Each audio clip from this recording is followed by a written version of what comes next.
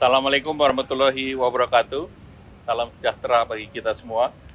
Yang kami hormati Pak Menko Pangan, Pak Menko PM, dan juga Pak Ketua PCO.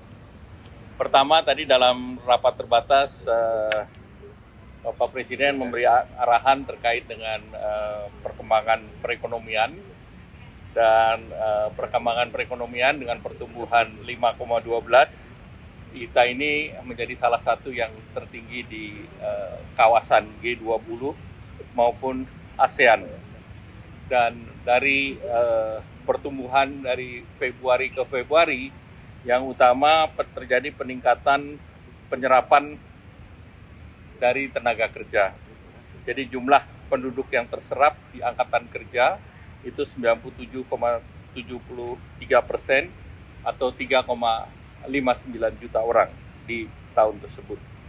Kemudian kita juga, Bapak Presiden juga melihat bahwa daya saing itu menjadi penting dan kita bersaing dengan berbagai negara.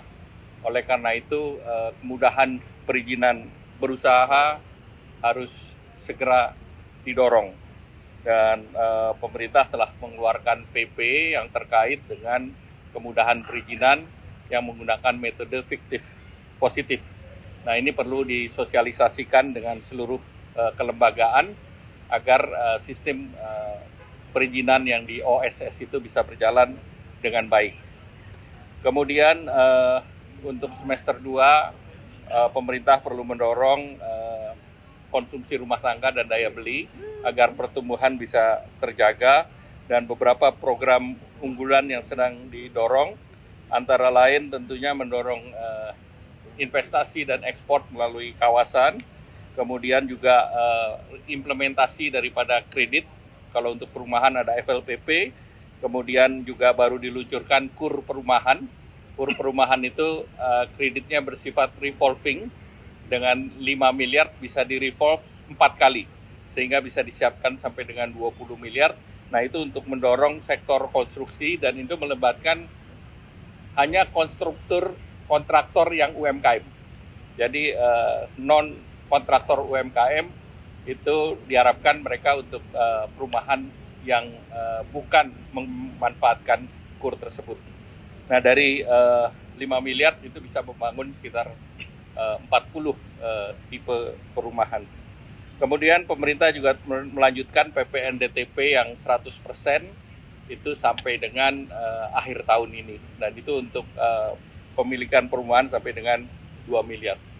Dan untuk di akhir tahun, program yang mendukung terkait dengan untuk Nataru itu juga sedang disiapkan oleh pemerintah, dan juga pemerintah mendorong sektor-sektor padat karya untuk bisa mengakselerasi produksinya sampai dengan akhir tahun ini.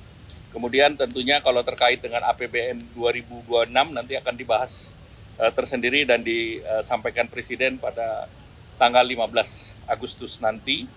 Dan arahan Bapak Presiden tentu seluruh program yang terkait dengan non-anggaran ini harus terus didorong oleh kementerian lembaga, karena investasi menjadi kunci daripada pertumbuhan ekonomi selanjutnya. Dan tadi dilaporkan juga bahwa target investasi di 1.900 triliun di tahun ini dapat dicapai, karena untuk semester pertama itu sudah dicapai realisasi yang diinvestasikan berdasarkan data yang ada di BKPM.